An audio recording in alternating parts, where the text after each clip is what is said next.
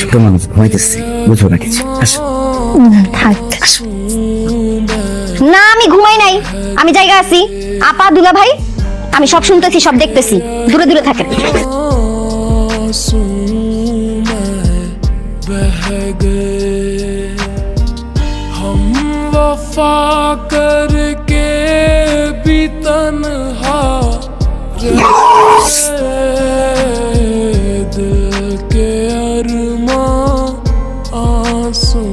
আমি এখন কোথায়? তুমি এখন হসপিটালে। আল্লাহর কাছে লাখ লাখ শুকরিয়া, তুমি ঠিকঠাক আছো। Thank you Maria. তোমার আপু কোথায়? আমার বউ কোথায়? আরে যে এখানে দাঁড়ায় আছি। কি বলো, তুমি আমার বউ হতে যাবে কেন? তুমি তোমার শালি মারিয়া। আরে কি বলতেছে তো দুলা ভাই, আমি নাকি শালি? আমি দেখি তো দুলা ভাই কি বলতেছেন আপনি সব। এই তো আমার বউ চলে আসছে, আমার বউ মাহি। না দুলা ভাই আমি আপনার বউ না, আমি আপনার শালি।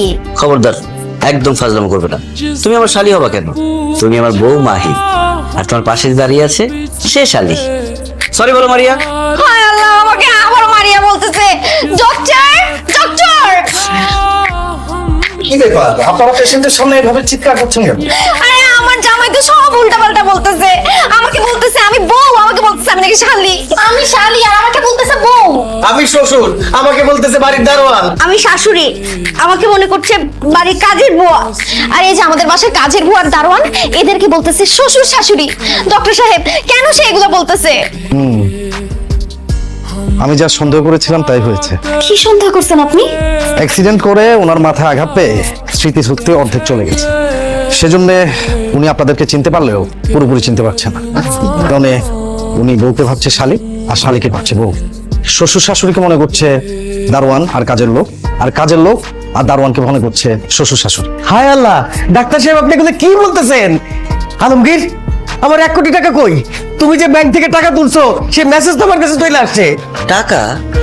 এটা আবার কি দেলোয়ার চাচা? এটা খায় না মাথায় দেয়। ডাক্তার সাহেব সেগুলো কি বলতেছে? তাকে আমি সকালবেলা 1 কোটি টাকার চেক দিছি, সেই টাকা সে ক্যাশ করছে। ক্যাশ করে এখন আমার এই টাকা কোথায় গেল? সেটা তো ওনার পুরোপুরি স্মৃতি ফিরে আসা না পর্যন্ত বলা যাচ্ছে না। এই বুয়া, কি ব্যাপার এখানে দাঁড়িয়ে আছো কেন?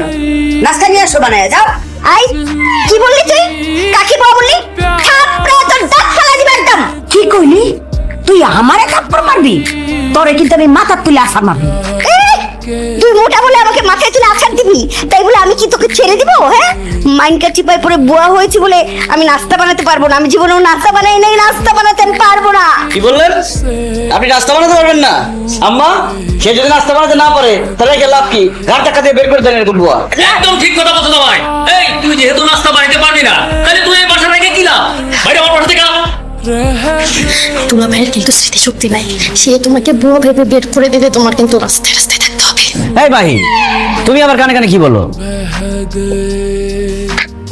না জামাই বাবুজি, ওই কানে কানে বলছিলাম আর কি, নাস্তা কিভাবে বানানো যায়, কত প্রকার বানানো। সারাক্ষণ তার রুম রেখে আমাদের রুমে এসে বসে থাকে। তোমার তার মধ্যে একটা ঝামেলা আছে। না না, তাকে তো এইভাবে রাখা যাবে না। খুব তাড়াতাড়ি তাকে একটা বিয়ে করাই দিতে হবে। আমার বিয়ে নিয়ে আপনাকে চিন্তা করতে হবে না। আপনি যে নিজের বিয়ে করা বউকে ভুলে গেছেন সেটা মনে করার চেষ্টা করেন। তোমার কি মাথা খারাপ হয়ে গেছে? আমার বউকে আমি কেন ভুলে যাবো? এই যে আমার বউ মাহি, তাকে আমি কত ভালোবাসি জান। চলো আজকে আমরা বাইরে থেকে ঘুরে আসি। চলো। বাইরে মানে কি বলতেছেন দুলা ভাই? ওকে নিয়ে আপনি বাইরে কেন যাবেন? দুজনে একান্তে কিছু সময় কাটানোর জন্য। তাছাড়া স্বামী স্ত্রী দুজনে ঘুরতে গেলে তাদের মধ্যে মিল মহব্বত বাড়ে। এই চলো না দুজনে ঘুরে আসি। আচ্ছা ঠিক আছে চলো, আপনাদের সাথে ঘুরবো। এমন করেন কেন? আচ্ছা রিক্সা ভাড়াটা যা কিছু দেওয়া লাগে আমি দিয়ে দিব। চলো। সরি, কাবাবের মধ্যে হাড্ডি আমার একদম পছন্দ না। তুমি একটা হাড্ডি, তাই তোমাকে নিব না। চলো। আমাকে না নিলে আমি কাউকে যাইতে দিব না। আমরা বাইরে যাবো, ঘুরবো, ফিরবো, প্রেম করবো, তোমাকে নিব না। যা হাড্ডি সব।